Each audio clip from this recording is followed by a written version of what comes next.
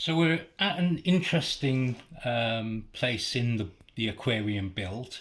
What I've got here is the internal filter. This is from Aqua L, and it's their ASP filter 700. And my tank is 100 litres, and this is rated for 150 to 250, so it should do a good job on filtering the tank. The media in it that comes with it is a plastic foam, which is great for mechanical filtering, and it also helps biological filtering because it's got quite a high surface area. However, compared to this material, which is called Alphagrog, and it's made in Staffordshire, this is a ceramic material which has an incredibly high surface area to volume. So if you look at the screen, you can see that the foam is predominantly a mechanical filter. It does do some biological filtering, but if we look down the list, the Alphagrog E25 just kills it. So what we're going to do, I want some mechanical filtering, so I'm going to use some of the original filter, but I'm also going to add some of this volcanic material, which is really going to pep up the biological filtering. So let's get to it. It's quite a easy job to disassemble. It's a bit harder to reassemble. So let's just have a look what we've got. Here's the filter itself.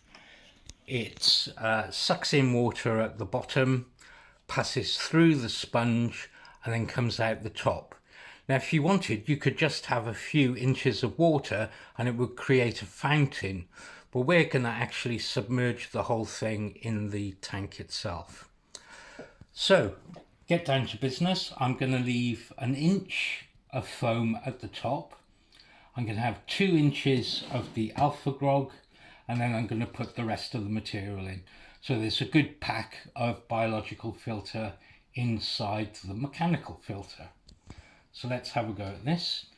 Turn it 180 degrees, take it out of the casing, put that over there, and then we can unscrew the canister itself. As I said, it just pops off once you turn it. So let's just put that to one side. And then there's a cap that we can just slip off and take out the sponge. So here comes the sponge. Next thing to do now is just measure things out. So it's 6 inches in length. So we're going to have 1 inch at the top, 2 inches of the material, and then 3 inches of material at the bottom. So let's have a go at that. This is the moment of truth. I think that's about 1 inch. So we're just going to cut through that.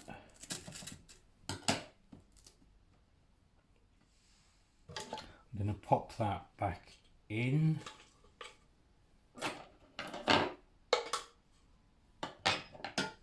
got some extra long tweezers for this sort of job. So in goes that. It's actually fitting better now that it's cut, so we don't have water going on the outside and it not filtering at all. Now we're going to add in our Alphagrog. This is the first time you've seen it. Here you can see it's a ceramic. It's actually made from clay and some other materials, and as I say, it has an incredibly high surface area to volume. So we're going to pop this in.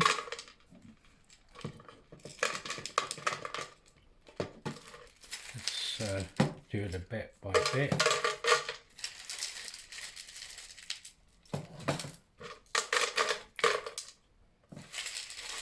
out it comes.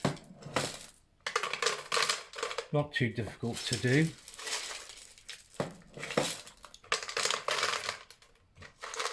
Let's see how much we've got there.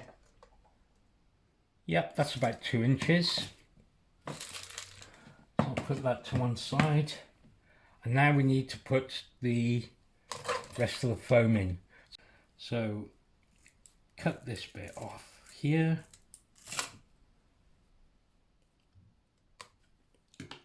And then put the media back in. So that's in. Next thing is to put on the top. Now this is where it gets a bit tricky because you've got to find the place where it lines up. Okay, so we've got that in the position it needed to be, but now that's done, we can screw in the tank itself. Hopefully you can see the material at the top, the Alphagrog, and then the rest of the foam material at the bottom. And now we can just simply put this inside its protective case, which will stop any small fish from getting through. And now it still rotates, so we can point the flow any direction we like. And that's it. It's now converted from a simple mechanical filter into one which is biologically active as well. Okay, cheers guys.